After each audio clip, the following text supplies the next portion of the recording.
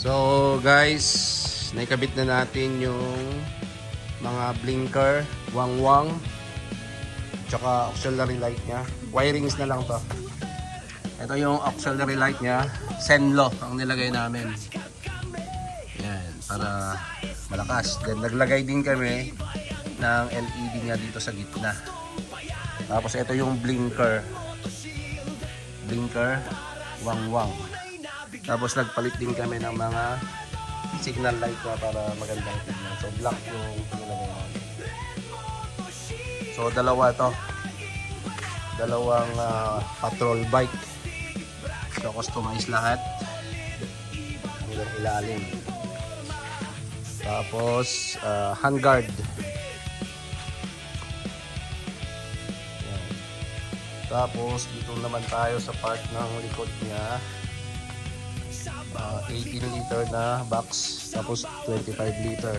Tapos naglagay din tayo ng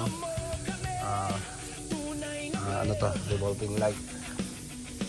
So ayan, exhaust cover, saka fan cover. And nagpalit din tayo ng tail tie din niya.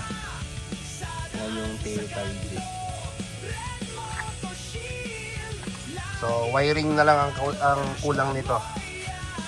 Wiring na lang para magamit na. So yan ang itsura niya.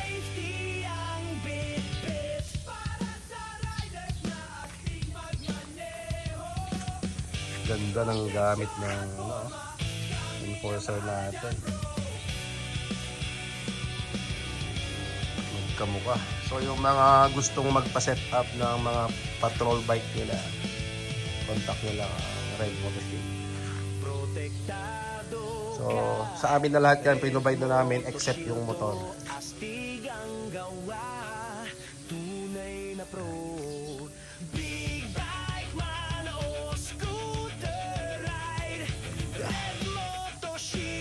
Mamaya yung wirings natin to, then ipapakita ko mamaya kung paano yung tunog niya, mga blinker niya, mga auxiliary light niya.